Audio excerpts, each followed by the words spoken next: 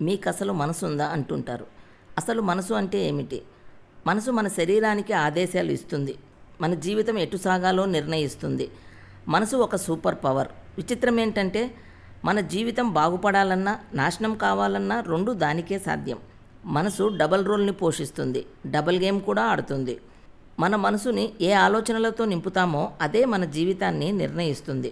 మనసు positive, negative ఆలోచనలతో నిండి ఉంటుంది. మనము దేనికి ఎక్కువ తిండి పెడతామో అదే మన జీవితం. మనసు పాజిటివ్గా ఉంటే జీవితం ఎలా ఉంటుంది, నెగిటివ్గా ఉంటే ఎలా ఉంటుందో ఈ వీడియోలో చూద్దాం. అలాగే మనసుని ఎలా నియంత్రించుకోవాలో తెలుసుకుందాం. ఈ వీడియోలోకి వెళ్ళే ముందు మన ఛానల్ని లైక్ చేయండి, షేర్ చేయండి, మీ అభిప్రాయాలను కామెంట్ చేయండి. అలాగే సబ్స్క్రైబ్ చేసుకొని బెల్ ఐకాన్ని యాక్టివేట్ చేసుకోండి. రెగ్యులర్గా నా వీడియోలు చూడండి. వీడియోలోకి ఒక స్టోరీతో వెళ్దాం. ఒక ఊరిలో ఒక కవి ఉండేవాడు. ఒకరోజు ప్రొద్దున్నే ఆయన బుద్ధుడి ఆలయానికి వెళ్ళాడు. అక్కడ ఒక సన్యాసి ప్రశాంతంగా కూర్చొని ధ్యానం చేస్తున్నాడు. ఈ కవి కూడా వెళ్ళి ఆయన పక్కనే కూర్చొని ధ్యానం చేశాడు. కాసేపటి తర్వాత సన్యాసి ధ్యానం ముగించి లేవబోతుంటే, నేను ధ్యానం చేస్తున్నప్పుడు ఎలా కనిపించాను అని అడిగాడు కవి. మీరు సాక్షాత్తు ఆ బుద్ధ భగవానుడిలా కనిపించారు అని చిరునవ్వుతో సమాధానమిచ్చాడా సన్యాసి. మరి మీరు నాకు చెత్త కుప్పలా కనిపించారేంటి అని ఎగతాళిగా అన్నాడా కవి. అది విని ఆ సన్యాసి చిరునవ్వు నవ్వాడు. దానికి ఆశ్చర్యపోయిన కవి, నేనలా అంటే మీకు కోపం రాలేదా అని అడిగాడు. కోపం ఎందుకు? మన మనసు ఎలా ఉంటే ఎదుటివారు అలా కనిపిస్తారు. నా మనసు నిండా బుద్ధుడే నిండి ఉన్నాడు. అందుకే మీరు అచ్చం బుద్ధుడిలానే కనపడ్డారు. కానీ మీ మనసంతా చెత్తా చెదారమే ఉందేమో, అందుకే మీకు చెత్తకుప్పలా కనిపించాను అని ఆ సన్యాసి నింపాదిగా సమాధానం ఇచ్చాడు. మన మనసు దేనితో నిండి ఉంటుందో మన చూపు, ఆలోచనలు, పనులు కూడా అలాగే ఉంటాయి. అవి ఈర్ష్య, ద్వేషం, అసూయ, పగ, ప్రతీకారమా లేక ప్రేమ, దయ, జాలి, కరుణ, వాత్సల్యమా అనేది మన ఆలోచనలను బట్టే ఉంటుంది. మనమిచ్చే కమాండ్స్తోనే కంప్యూటర్ పనిచేసినట్లు మన మనసుకు మనం వేసే మేతతోనే దాని చేతలు ఆధారపడి ఉంటాయి.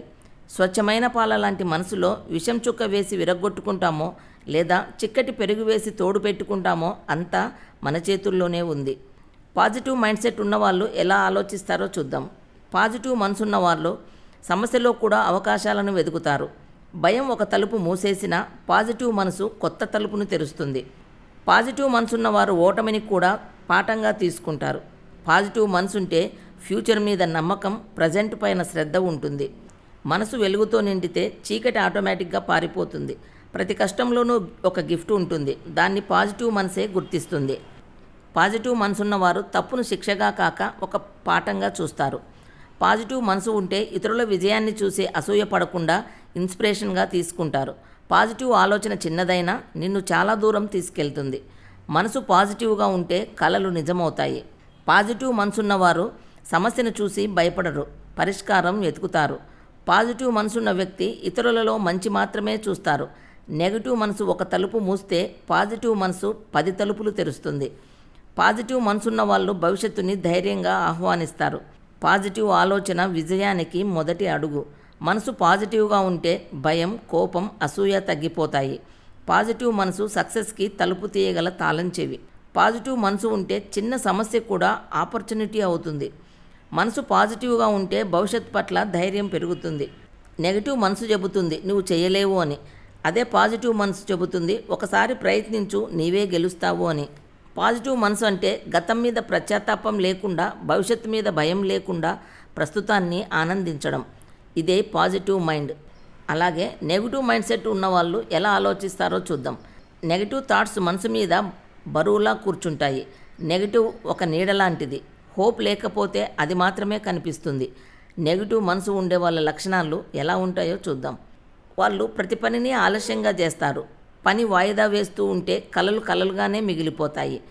మనసులో అసూయ పెరిగితే మనశ్శాంతి నశిస్తుంది. వీళ్ళు అసూయని ఎక్కువగా పెంచుకుంటారు.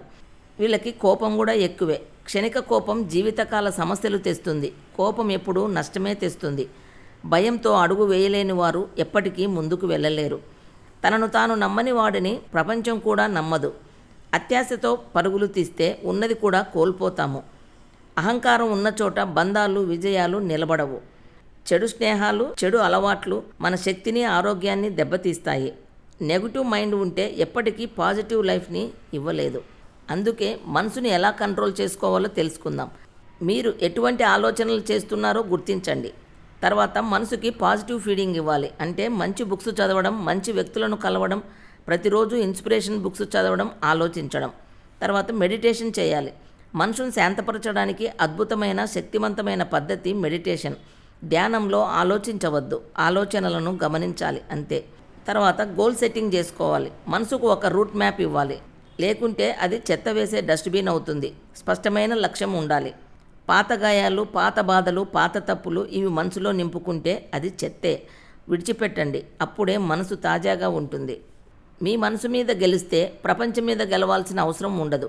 మీ మనసుని నెగిటివ్స్, చెత్త ఆలోచనలు నిండిన డస్ట్బిన్లా పెట్టుకుంటారో, లేక పాజిటివ్స్, క్రియేషన్స్, ఇన్స్పిరేషన్ ఆలోచనలు ఉండే విధిగా పెట్టుకుంటారో మీ ఇష్టం.